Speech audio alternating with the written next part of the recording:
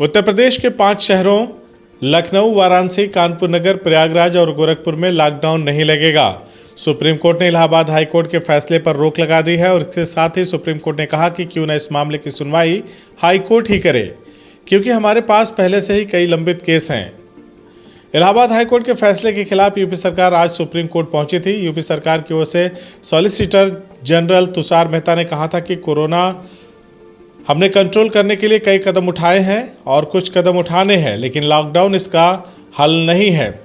दरअसल यूपी सरकार की दलील है कि प्रदेश में कोरोना के मामले बढ़े हैं और सख्ती कोरोना के नियंत्रण के लिए आवश्यक है। सरकार ने कई कदम उठाए हैं और आगे भी सख्त कदम उठाए जा रहे हैं। जीवन बचाने के साथ गरीबों की आजीविका भी बचानी है। ऐसे में शहरों में संपूर्ण लॉकडाउन अब नहीं लगेगा। लोग स्वतः स्फूर्ति भाव से कई जगह बंदी कर रहे हैं। गौरतलब है कि कोरोना महामारी के बढ़ते प्रकोप के बीच इलाहाबाद हाई कोर्ट ने यूपी के 5 शहरों में लॉकडाउन लगाने का आदेश दिया था। हाई कोर्ट ने वाराणसी, कानपुर नगर, गोरखपुर, लखनऊ, प्रयागराज में 26 अप्रैल तक लॉकडाउन लगाने का आदेश जारी किया था। दिल्ली में लॉकडाउन की आज पहली सुबह है। बाजार, मॉल सब बंद रहेंगे, लेकिन रेलवे स्टेशन के बाहर की सड़कों पर आज भी भीड़ है। प्रवासी मजदूरों ने सोमवार शाम से ही पलायन शुरू कर दिया है। दिल्ली में सिर्फ 6 दिन का लॉकडाउन है, पर मजदूरों को भरोसा नहीं है कि सब कुछ जल्दी सही हो जाएगा। हर कोई खौफ में है और जल्द से जल्द अपने घर पहुंचना चाहता है। बस अड्डों पर भारी संख्या में प्रवासी मजदूर घर वापस जाने के लिए उमड़ पड़े हैं। आनंद विहार बस अड्डे पर खूब भीड़ दिखाई दे रही है और गाजियाबाद के कौशाम्बी बस अड्डे से यूपी और बिहार जाने वाली बसें पूरी भरकर जा रही हैं, जिसकी वजह से कोरोना के फैलने का खतरा ज़्यादा बढ़ गया है। भीड़ भाड़ की वजह से लोगों को बसों पर लटककर या बसों की छतों पर चढ़कर अपने घरों की तरफ जाना पड़ रहा है। ऐसे में हर किसी को यह डर सताने लगा है कि यह भीड़ कोरोना के खतरे को बढ़ा सकती है, क्योंकि बड़ी संख्या में लोगों ने मास्क नहीं लगाया है और सोशल डिस्टेंसिंग नहीं दिख रही है। प्रवासी मजदूरों की इस भीड़ ने एक बार फिर पिछले साल के पलायन की यादें ताज़ा करा दी हैं।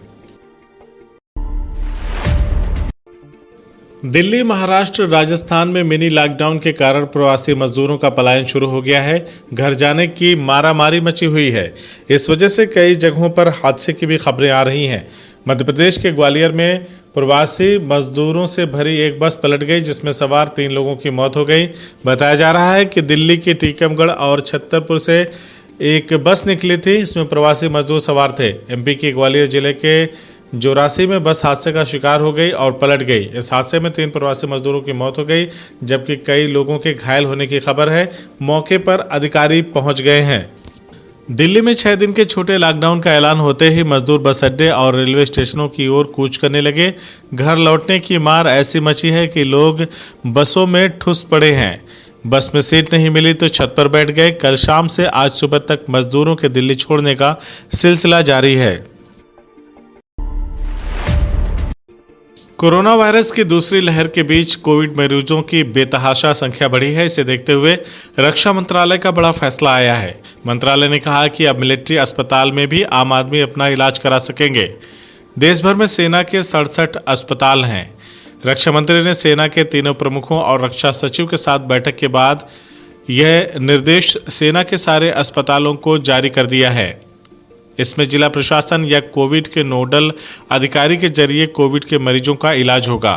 मंत्रालय की ओर से जारी एक आदेश में कहा गया है कि देश में कोविड के बढ़ते मामलों के बीच यह सुनिश्चित किया जाना चाहिए कि देश भर में कैंटोनमेंट बोर्ड की ओर से मैनेज किए जाने वाले अस्पतालों में सभी मरीजों, चाहे वो कैंट के ही निवासी हों या नहीं, को जरूरी चिकित्सीय सहायता दी जाए।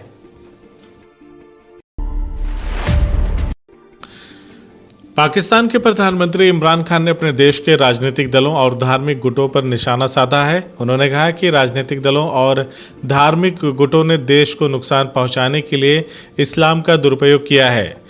इमरान खान ने कहा कि वो पैगंबर मोहम्मद के मामले को अंतर्राष्ट्रीय फोरम पर उठाने के लिए अन्य मुस्लिम देशों के साथ मुहिम शुरू करने वाले हैं।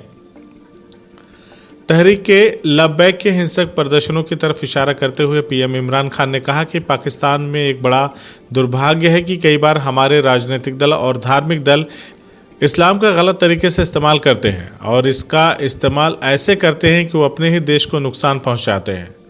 इमरान खान ने कहा कि पाकिस्तान के लोग पैगंबर मोहम्मद से प्यार करते हैं, लेकिन कई बार मैं दुखी हो जाता हूं जब इस प्यार का गलत इस्तेमाल किया जाता है।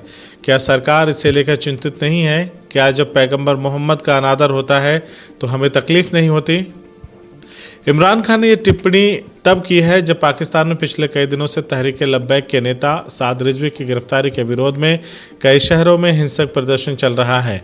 इस संगठन की मांग है कि पाकिस्तान में फ्रांस के राजदूत को पाकिस्तान में तहरीक लब्बैक ने रविवार को लाहौर में 11 पुलिसकर्मियों को बंधक बना लिया था। काफ़ी बातचीत के बाद इन पुलिसकर्मियों को सोमवार को छोड़ा गया था। पुलिसकर्मियों को बंधक बनाने की घटना की तरफ इशारा करते हुए इमरान खान ने कहा कि ऐसे कदमों से इस्लाम का भला होने वाला नहीं है। उन्होंने कहा कि इससे उस देश का नुकसान नहीं हुआ जहां ईश निंदा की घटना हुई, बल्कि इससे पाकिस्तान को ही नुकसान हुआ है।